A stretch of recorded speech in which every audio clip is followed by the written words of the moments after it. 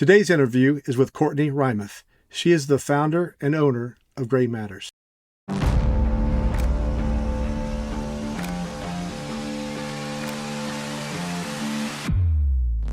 Welcome to the Burnout Podcast. I am your host, Skip O. This podcast is brought to you by Throttle and Thrive and mypodcast.media.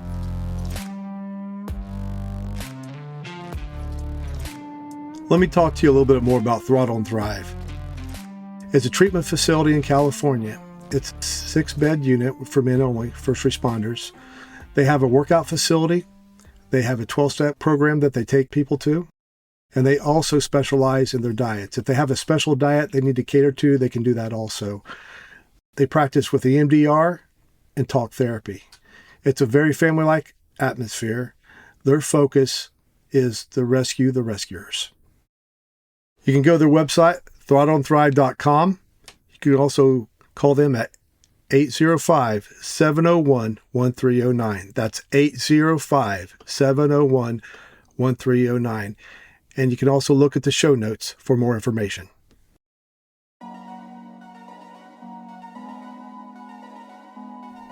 Today's interview is with Courtney.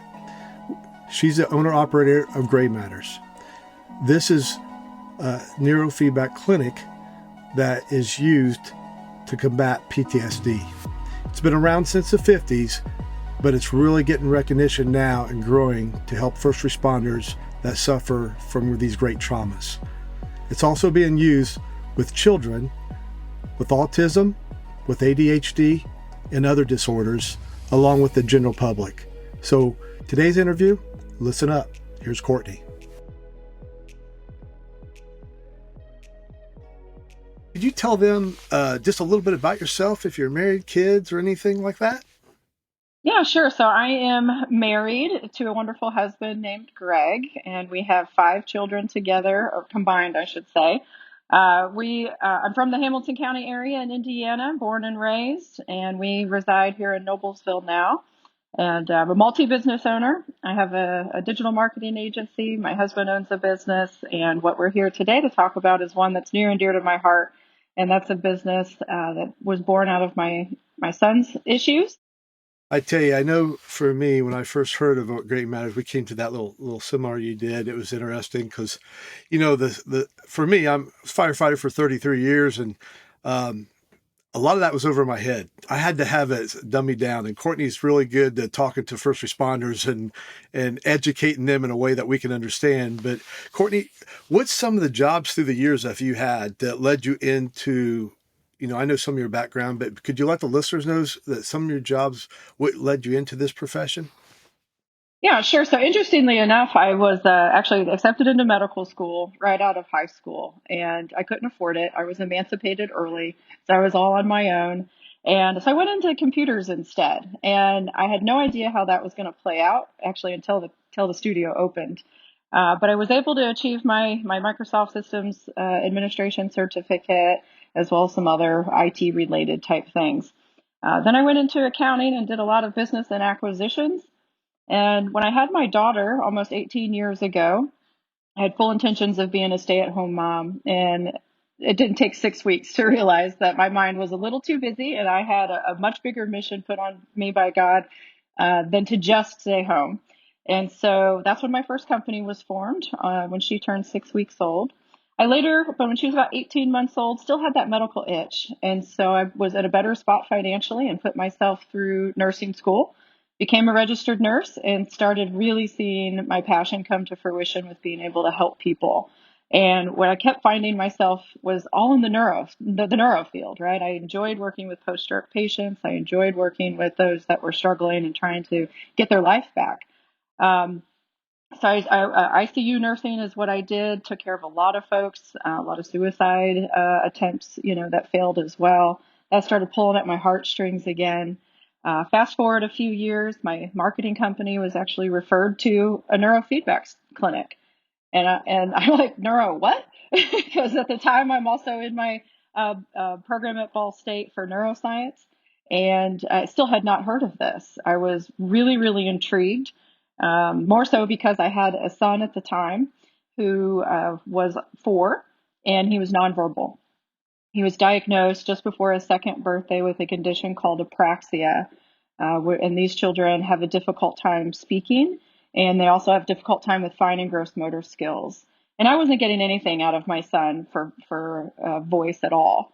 And so neurofeedback was a hope. And so I asked the clinic to help him to see if neurofeedback would work. And would you not know, after that very first session, he looked me in the eyes for the first time. He sat on his pockets throughout dinner for the first time. Didn't you have a doctor tell you that, or doctors, that he would never speak or never be able to write or something like that?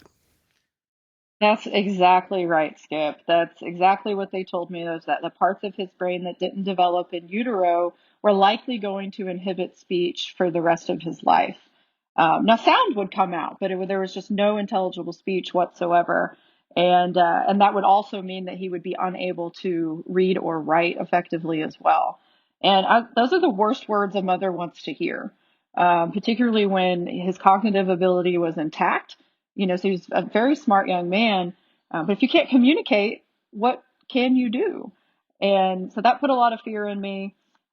We did start him on the speech therapy, which was the traditional, medical route for speech disorders. We had an apraxia specialist actually come to the house twice a week to work with him because they learn completely differently. Traditional speech therapy is ineffective for apraxic kids. Then I also was taking him to Ball State University Speech and Pathology Department 2 days a week as well. While we made slight progress, no one else could understand him except for mom, right?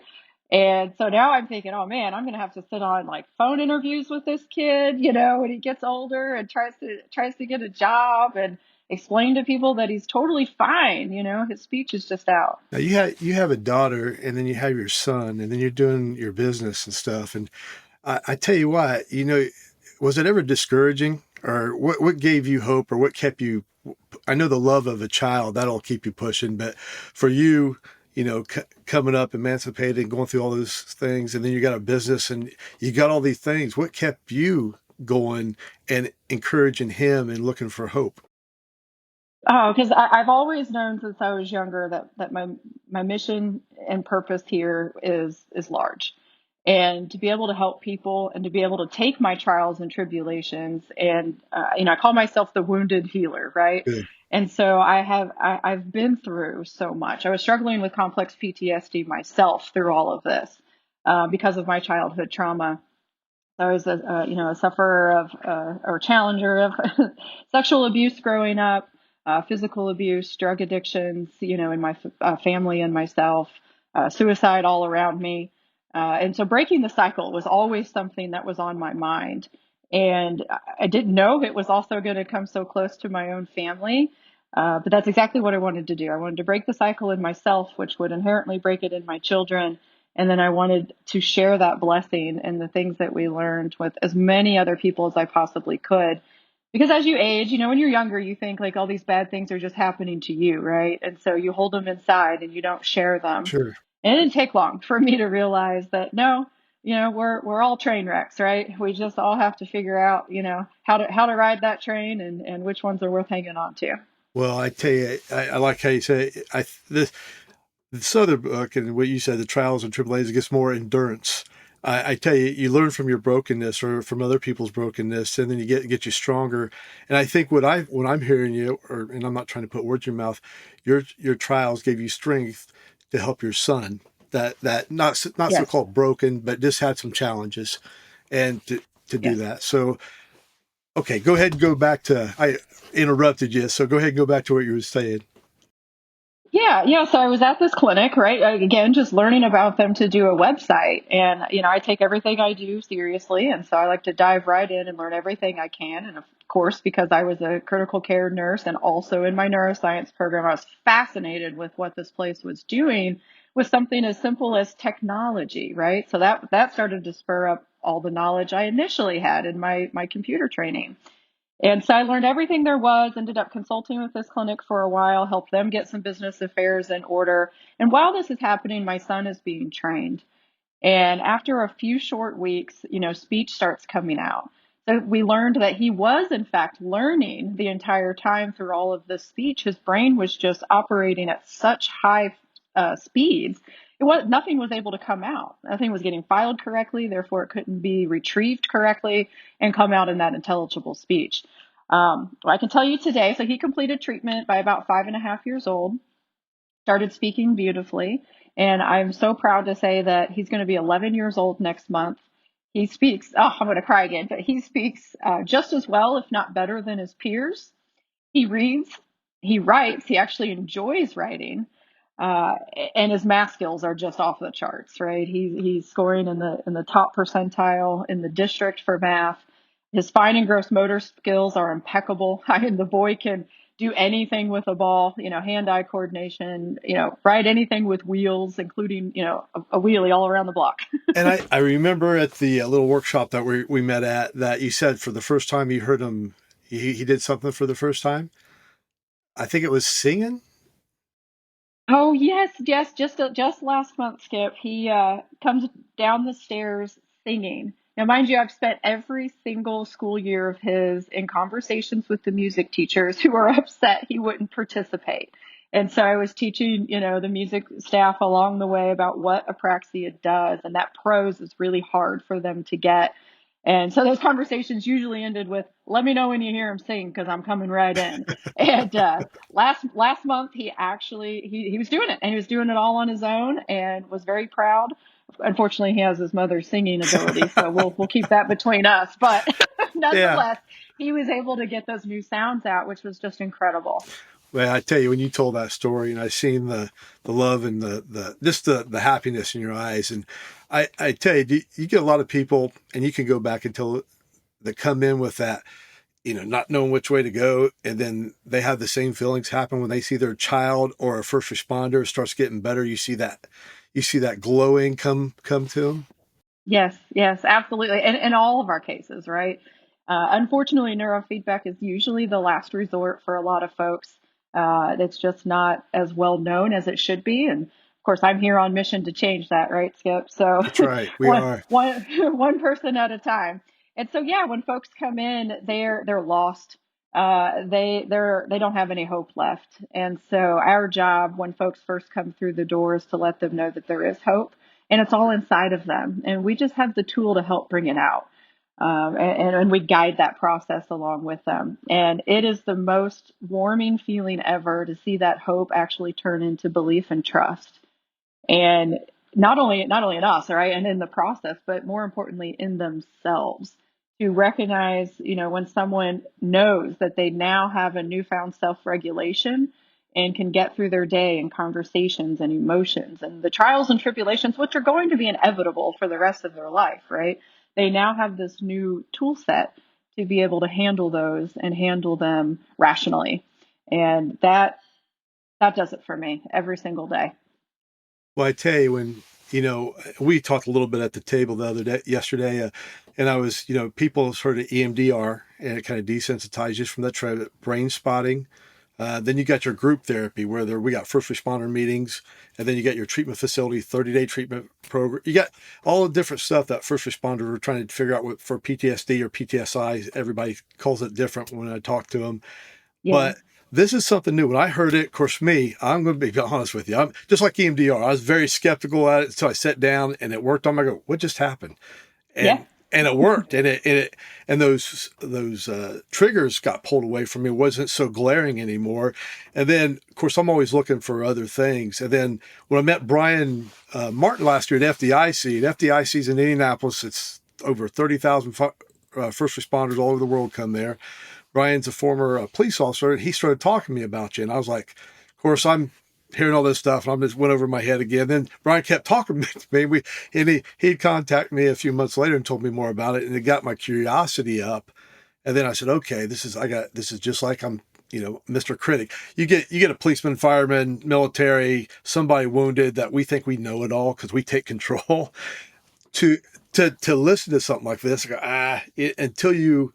And I just did my brain mapping Thursday, so I'm trying it out, and then I know Brian is tried it out. A lot of people are skeptical, and I tell them all that they're my favorite, right? Because that makes the transition that much better. because it just works whether you want it to or not, because it's doing it all at a subconscious level. So as long as you sit in the chair and let us put our headphones on you and monitor those brain waves and reward them when they do what they're supposed to do, you will get better. And that does it for the first half of today's interview. Let's take just a moment for our mental health tip for the day from Melissa. Hey guys, my name is Melissa, and today's mental health tip will be brought to you from the Mental Health First Aid. It's a national council for mental well-being. And so they've gathered some research and statistics from studies on first responders. And so particularly, a firefighter is 3 times more likely to die by suicide than in the line of duty. And then first responders as a whole attempt suicide at a rate of 10 times higher than the general population. And then lastly, 85% of first responders have experienced symptoms of mental illness at some point in their lifetime. So I just wanted to throw these 3 really big facts out at you. So if you are listening to this as someone who is in the line of duty right now, look out for your brothers and sisters. Call them, text them, be more personal than you think you need to be, because you never know what someone is going through.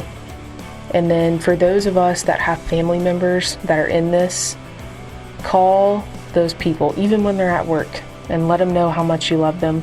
You know, set up some dates to go to dinner, grab coffee, different things like that, and continue to love on them even when they are going through some hard stuff or they seem perfectly fine.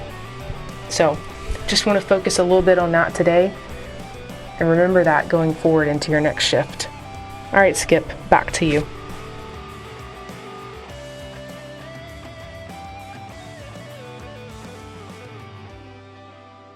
Well, you did a study with some police officers. That's what the workshop was saying. And you had those old crusty guys or young crusty guys coming in there cynical about it. Could you tell a little bit about that study that you did?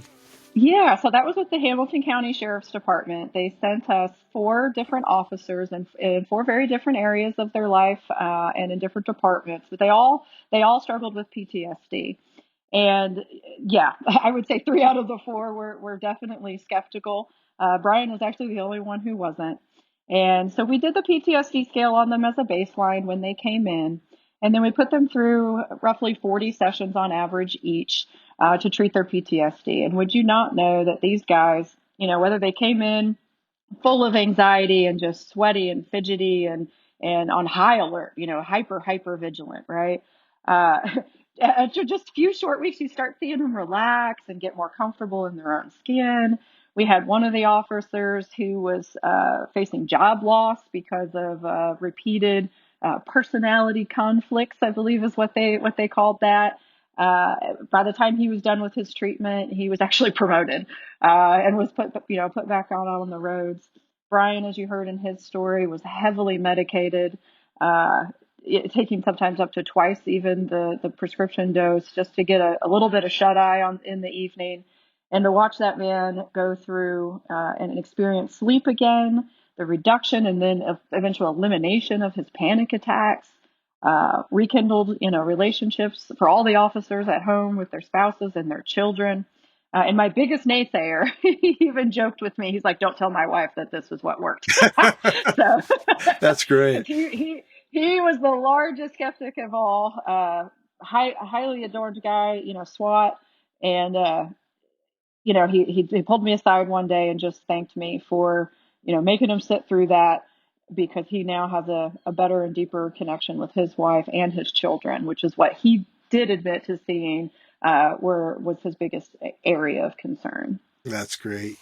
I tell you, a lot of people, you say neurofeedback and stuff, just like when I went in, I sat down with Devin and went through that whole process. Could you kind of get them, like somebody that's never heard about it, especially that can't visualize it, keep it simple for us, especially firefighters and police officers, and walk us through that?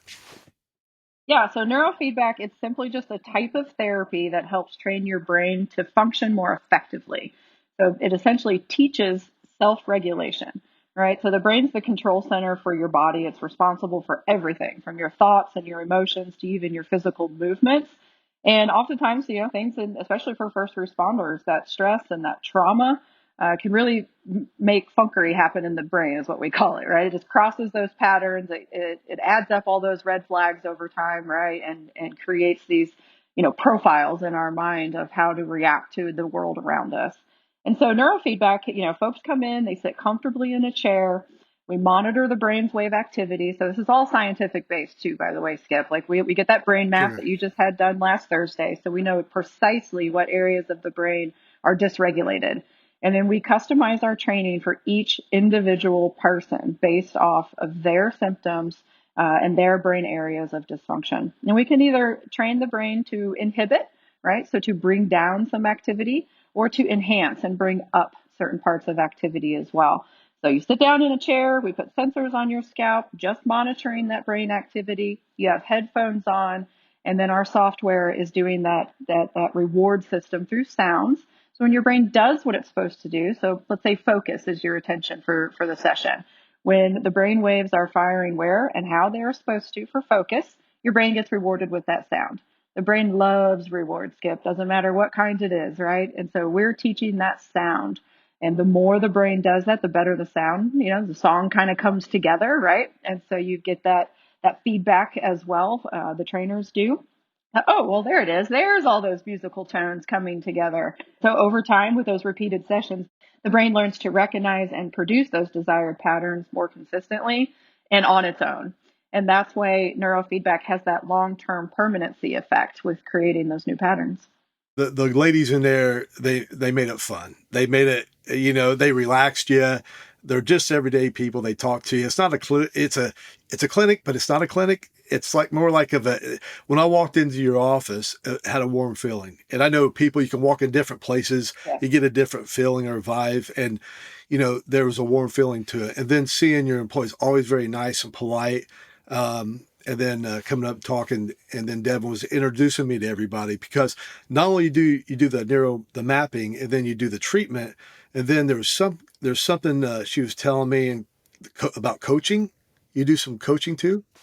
Yeah, so success coaching is what we call it. And we know that neurofeedback is a foreign world, right? This is not what we're raised learning is a modality for treatment for anything. And so we understand that there's a lot of anxiety of just trying something so new, which is not new, right? I mean, it's been around since the 50s, but unfortunately, in our homes, right, it's just not a known modality yet.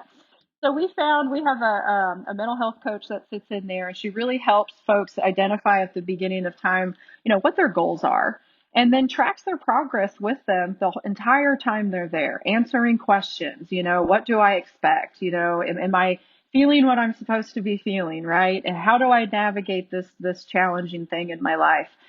She can go as deep as, the actual writing down the goals, making and be that accountability partner to make sure we're reaching them, breathing techniques, coping techniques, lots of journaling exercises and practices. It's really what each training participant needs to aid in their progress throughout the report, because we don't want anyone to feel alone. These changes can happen, they do happen rapidly. And so we'd like to be able to prepare people, for those shifts and changes, and make sure that they know and can trust that, yes, this is real and this is you and you are capable of this. It's all you. The brain is doing all of its own training. It's teaching itself. Because like I said, our equipment, we're just the tool for reward, period. Now, your vision, you're there. You have two locations, don't you? There in Carmel, and there's another location is it Greenwood? Greenwood, yeah, we opened in Greenwood, inside the Alpha Omega Wellness building down there with Dr. D, and it's wonderful. We're able to expand and help our South Side friends, because treatments, are 2 to 3 times a week, and especially for young kids or folks in school or working, that can be challenging to head up to Carmel, and so we opened there in January to help our South Side friends. Well, now what people, the tough questions, they're going to say, does insurance cover this? Unfortunately, no. Not frequently anyhow. I can certainly say I've seen it a couple of times over the years, but we don't take insurance. Unfortunately, the State Board of Insurance even told me not to waste my time on trying to get coverage for that. We are able to take FSA or HRA, payments as well. We have some financing as well too, so we can really help work with anybody's budget to get them in and get them trained and get the help that they need. So just to let everybody know, when I went to it, it wasn't and paid for the mapping. It wasn't life shattering. It was a lot of money or anything, but like, and I'm gonna be real with everybody out there and you too. I said, when I was buying an 8-ball of cocaine, I wasn't too worried about that. When I was going to buy a fifth of Jack Right. Daniels, I wasn't too worried about that. When I was buying stuff that I couldn't afford, bright and shiny to fill the hole in my soul, I wouldn't worry about that. But you know what? Whenever I work with a first responder, they always go, "How much is that going to be?" I don't know. How much is your life worth? Exactly. And that's what we ask folks. It's like, okay, well, what have you been doing? Right. And Yeah, how many years has that taken? And how have you added up those dollars? Whether it's, your traditional therapy, your medication, the days off work, right, for the bad days, or the strain in your relationship and the actual financial burden that that's causing. We had a patient even tell us once that, yeah, she just quit drinking Starbucks for the year to pay for her treatment. So it can be as simple as something like that, that comes out of the way. Um, Folks do find the money, and that's what's nice. We got the bills to pay to keep the lights on and to keep studies going. Like our pilot program with the Hamilton County Sheriff's Department and the one we're getting ready to do, right, for the that's right. first responders. I've got schools on my mind. I want to get, children in there. We're talking, putting together a program to present to our church, which is really strong in the foster program. I would love to put the foster children who've experienced so much trauma through this at a younger age, to give them a better footing so they can also be productive members of society, and help deal with the traumas and the unfortunate bad luck they've been dealt. I tell you, that's good stuff that you're thinking, but you're also thinking. And we talked a little bit about you can do remotes. You can goals fly in with something in an area or a department, and then for however many weeks or how many treatments, and do remotes. And you've done something similar to that one time. Is I heard you talking before. Yes, we had an employee program in northern Indiana. We actually traveled to that one twice a week. So we just, took all of our equipment up with us and set up in their offices. And then employees just came down 2 at a time throughout the day, and we trained them that way. We're building our programs now. We have one of our mentors or our trainers come in, go anywhere in the country, and we can get all the folks that want to train together. And we can even train a couple of the employees that work there to place the caps, and then all the training is done remote with one of our trainers who can monitor and adjust the protocol settings if needed throughout the training. That's cool. And then my vision. I'd like to see one over in England. That's Yes, my vision. It's all about me, yes. anyways. It's all what I want. Right. Well, hey, we just need a lot of skips wanting a lot of things in a lot of places, and you know what? We'll change this world. And I'm on mission myself to free and empower 1 billion brains. So we got a long way to go, and England's going to have to be in there if we're going to reach that number. Well, there's a possibility, and a good possibility, I hope, that you might be at this FDIC in Indianapolis in April. That's correct. Yes.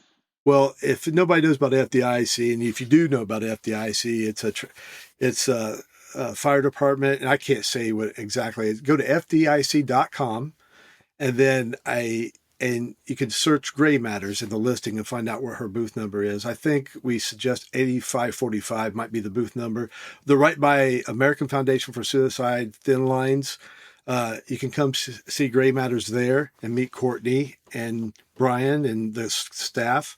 Yes. Also, too, if you want to go on burnoutpodcast.org, you can find we can connect you to her, or we'll have a link to the website. If you go to the comments below the podcast, you can link it up there through her website, or Gray Matters website. But I tell you, somebody's out there right now, Courtney. They're lost. It's a first responder. I'm gonna play to that audience since I'm a first responder. They're either listening to this podcast at midnight in the fire station. They just got done with a code.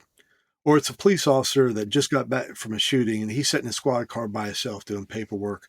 Or somebody on mission in the military overseas and they got that far off stare, not knowing which direction to go. Or they're looking at a bottle or a needle to stick in their arm. what would you tell them? How just get help and get help quickly. Nobody deserves to have to struggle through that alone.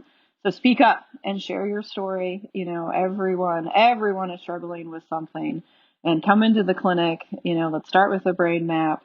We're also in partnership with Journey Counseling Services. So when that is needed to pair along with the neurofeedback to help those more active trauma cases, we have that handled.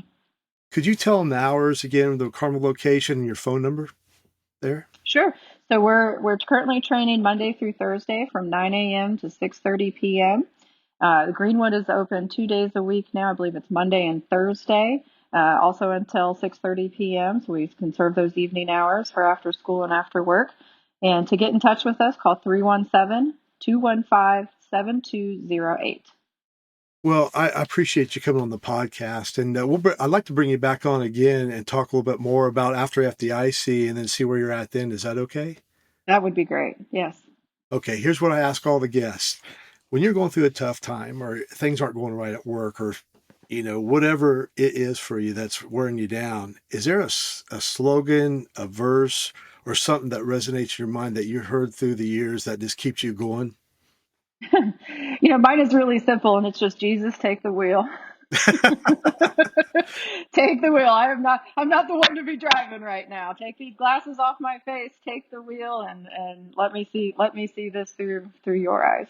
That's great. I tell you what, I really appreciate you being on here. Thanks for meeting with us yesterday, and stay tuned for, the Burnout Network and a partnership with Gray Matters we don't want to let financial or money be a problem or obstacle of you getting better.